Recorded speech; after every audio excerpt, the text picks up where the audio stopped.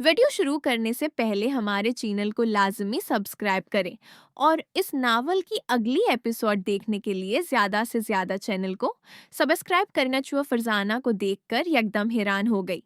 उसके चेहरे पर हैरत और एक अजीब सी बेचैनी छा गई। फरजाना, तुम यहाँ क्या कर रही हो? उसने आवाज में हल्की सी लर्जिश के साथ पूछा। फरजाना ने एक लम्हे को नजरें झुकाई, फिर आहिस्ता से सर उठाया। उसकी आंखों में कुछ कहना चाहने वाला सा तासर था, मगर वो खामोश रही। आखिरकार उसने गहरी सांस लेकर जवाब दिया, "एम, मैं बस तुमसे मिलने आई थी। रिहाना।" रिहाना ने अब्रू चढ़ाए।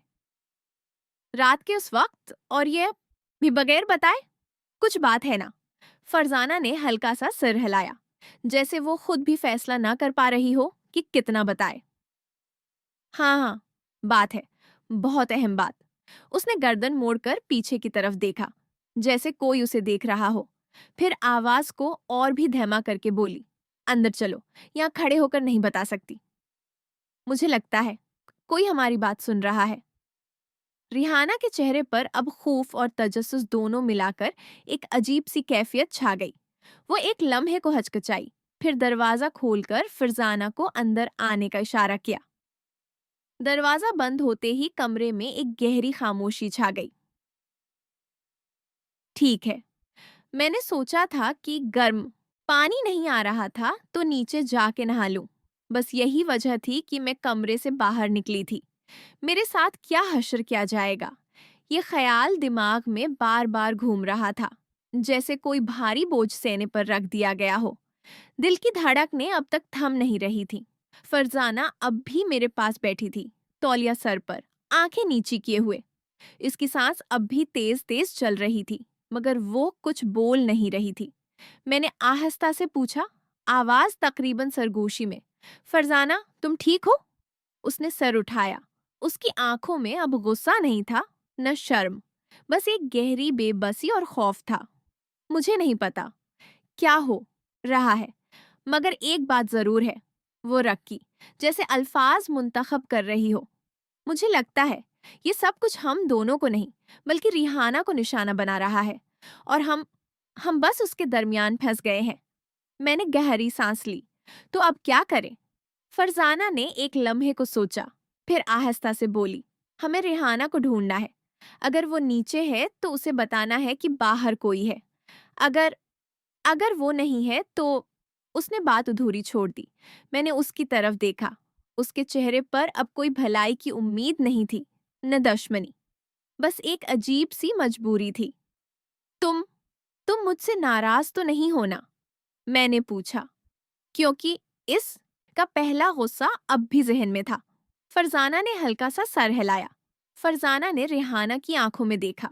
उसके चेहरे पर मुतमईन होने का तासर आया, मगर आंखों में अब भी एक हल्की सी बेचैनी थी।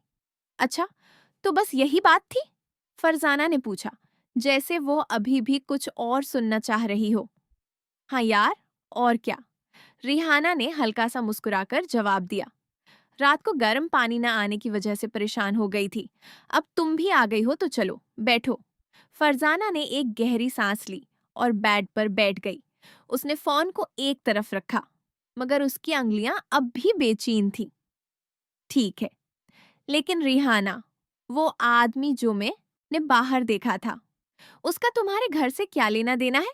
तुम वाकई मुतमिन हो?" रिहाना ने कुंधे हिचकाए। "शायद कोई पुराना दोस्त होगा। अबू के बहुत से पुराने लोग हैं जिनसे बरसों मुलाकात नहीं हुई। मैं कल अबू से पूछ लूंगी।" मगर उसकी आवाज में मुकम्मल यकीन नहीं था। अचानक कमरे की खिड़की के बाहर से एक हल्की सी खटखट की आवाज आई, जैसे कोई पत्थर या शाख लगी हो। दोनों लड़कियां एक साथ चौंके। रिहाना ने जल्दी से खिड़की की तरफ देखा। पर्दा हल्का सा हिला, मगर बाहर अंधेरा था, कुछ नजर नहीं आया। फरजाना ने धीमे लहजे में कहा, ये ये क्या था?" रिहाना ने कुंधे उठाए, मगर उसके हाथ ठंडे पड़ गए थे। शायद हुआ का झोंका हो, या कोई बलि। यहाँ रात को बलियां आ जाती हैं कभी कभी। मगर दोनों के चेहरों पर वही बात लिखी थी। वो खुद भी अपने अल्फाज पर मुकम्मल यकीन नहीं कर रही थी। कमरा दोबारा खामोश हो गया। مگر اب اس خاموشی میں ایک عجیب سی بھاری پن تھا۔ ریحانہ گئی۔ اب کمرے میں صرف میں اور فرزانہ تھے۔ فرزانہ مجھے مسلسل گھور رہی تھی۔ اس کی آنکھیں ایک جگہ ٹکی ہوئی تھیں، جیسے وہ کچھ کہنا چاہ رہی ہو مگر الفاظ مینا سے نکل نہیں رہے ہوں۔ اس کا چہرہ شرم سے سرخ ہو گیا تھا، ہاتھ آپس میں ملے ہوئے تھے اور انگلیاں بے چین ہو کر ادھر ادھر حرکت کر رہی تھیں۔ ایک لمحے کی خاموشی کے بعد فرزانہ نے اچانک غصے سے سر اٹھایا۔ اس کی آواز میں ایک عجیب سی لرزش تھی، جیسے وہ خود کو روک رہی ہو۔ تم نے مجھے جان بوجھ کر تنہا چھوڑ دیا تھا نا؟ میں حیران ہو کر اس کی طرف دیکھا۔ کیا مطلب؟ میں تو بس ریحانہ کو بس کرو، اس نے بات کاٹ دی۔ تم جانتے ہو میں کس لیے آئی تھی اور تم نے جان بوجھ کر بات کو گھما دیا۔ اب بتاؤ، وہ تصویر، وہ آدمی، تم واقعی کچھ نہیں جانتے؟ اس کی آواز اب غصے سے زیادہ بے بسی میں تبدیل ہو گئی تھی۔ میں نے ایک گہری سانس لی اور آہستہ سے بولا، فرزانہ، سچ بتاؤں؟ مجھے بھی کچھ سمجھ نہیں آ رہا، لیکن آج شام جب میں نیچے جا رہا تھا، مجھے لگا تھا کہ کوئی میری پیروی کر رہا ہے۔ سیڑھیوں پر قدموں کی آواز آئی تھی، مگر جب مڑ کر دیکھا تو کوئی نہیں تھا۔ فرزانہ کی آنکھیں پھیل گئی۔ تو تم نے بھی محسوس کیا؟ میں نے سر ہلایا۔ ہاں، اور اب یہ آوازیں، کھڑکی پر کھٹکھٹ، نیچے دروازہ، لگتا ہے کوئی ہم سب کو جانچ رہا ہے۔ اچانک کمرے کی لائٹ ایک لمحے کے لیے جھٹکے سے ٹمٹمائی۔ دونوں نے ایک ساتھ اوپر دیکھا۔ لائٹ دوبارہ نارمل ہو گئی، مگر اب کمرے کی ہوا میں ایک عجیب سی سردی چھا گئی تھی۔ فرزانہ نے دھیمے لہجے میں کہا، ہمیں ابھی ریحانہ کو بتانا چاہیے، یا پھر خود جا کر دیکھنا چاہیے کہ باہر کیا ہے۔ میں نے اس کی طرف دیکھا۔ اس کے چہرے پر اب شرم کی جگہ خوف اور فیصلہ کن تاثر تھا۔ تم تیار ہو؟ میں نے پوچھا۔ فرزانہ نے ایک لمحے کو ہچکچائی، پھر سر ہلایا۔ ہاں ہاں، چلو، مگر خاموشی سے۔ فرزانہ نے غصے اور شرم کے ملے جلے لہجے میں کہا، تمہیں تو میں بعد میں دیکھتی ہوں۔ یہ کہہ کر وہ تیزی سے اٹھی اور واش روم کی طرف چلی گئی۔ دروازہ بند ہوتے ہی اس کی آواز اندر سے آئی، میں نہا کر آتی ہوں، تم بس یہیں رہو۔ میں بے دم ہو کر بیڈ پر دھڑام سے بیٹھ گیا۔ دل کی دھڑکن تیز تھی، دماغ میں سوالات کا طوفان اٹھ رہا تھا۔ فرزانہ کا رویہ، اس کی آنکھوں میں چھپا خوف، وہ تصویر، باہر کی آوازیں، سب کچھ ایک دوسرے سے جڑا ہوا لگ رہا تھا، مگر کوئی سرا ہاتھ نہیں آ رہا تھا۔ کمرے میں اب صرف واش روم سے پانی کی آواز آ رہی تھی۔ لائٹ اب بھی مدھم تھی اور پردوں کے پیچھے رات کا اندھیرا اور بھی گہرا ہو گیا تھا۔ میں نے ایک لمحے کو سوچا کہ اٹھوں اور کھڑکی کے پاس جا کر باہر جھانکوں، مگر پاؤں جیسے جڑ گئے ہوں۔ اچانک واش روم کا دروازہ تھوڑا سا کھلا۔ فرزانہ نے سر نکال کر دیکھا۔ بال ابھی بھی گیلے تھے۔ اس کی آواز میں اب غصہ نہیں، صرف بے چینی تھی۔ تم نے باہر کچھ سنا؟ میں نے جلدی سے سر ہلایا۔ نہیں۔ کیوں؟ اس نے ایک لمحے کو رکھ کر کہا۔ مجھے لگا جیسے کوئی میرے نام کو پکار رہا ہو، بہت دھیمے سے، دروازے کے باہر سے۔ میں اچھل کر کھڑا ہو گیا۔ کون؟ فرزانہ نے کندھے اچکائے، مگر اس کی آنکھیں خفزدہ تھیں۔ پتہ نہیں، مگر آواز عورت کی تھی، اور نام میرا نام نہیں تھا۔ وہ رکی، پھر دھیمے لہجے میں بولی۔ اس نے کہا تھا، ریحانہ۔ میں کے جسم میں ایک سرد لہر دوڑ گئی۔ ریحانہ تو ابھی نیچے تھی نا؟ یا ہم دونوں نے ایک ساتھ دروازے کی طرف دیکھا۔ باہر سے اب کوئی آواز نہیں آ رہی تھی، مگر خاموشی اب پہلے سے زیادہ خوفناک لگ رہی تھی۔ دل اتنی زور سے دھڑک رہا تھا جیسے ابھی سے باہر آ جائے گا۔ میں بیڈ پر بیٹھا رہا، ہاتھوں میں پسینے آیا ہوا تھا، کانوں میں اپنی ہی دھڑکن کی آواز گونج رہی تھی۔ واش روم سے پانی کی آواز اب بھی آ رہی تھی، مگر اب وہ آواز بھی عجیب لگنے لگی تھی، جیسے کوئی بہت دور سے سنائی دے رہی ہو۔ پتہ نہیں کتنی دیر لگی فرزانہ کو نہانے میں۔ لگتا تھا وقت ٹھہر سا گیا ہو۔ میں بار بار گھڑی کی طرف دیکھتا، مگر گھڑی کی سوئیاں بھی سست چل رہی تھی۔ آخر کار واش روم کا دروازہ کھلا۔ فرزانہ باہر نکلی۔ بال ابھی بھی گیلے تھے، تولیہ سر پر لپیٹے ہوئے تھا۔ اس کا چہرہ پہلے سے زیادہ پیلا تھا، आंखें सरक। वो सीधा मेरे पास आई और बेड के किनारे पर बैठ गई। तुम ठीक हो? मैंने पूछा। आवाज खुद ही कांप रही थी। उसने सिर हिलाया, मगर जवाब नहीं दिया। एक लम्हे बाद उसने धीमे लहजे में कहा, जब मैं नहा रही थी, शावर के नीचे खड़ी थी, मुझे लगा जैसे कोई मेरे पीछे खड़ा है। मैंने गला साफ किया। पीछे? मगर तुम तो अकेली थी ना?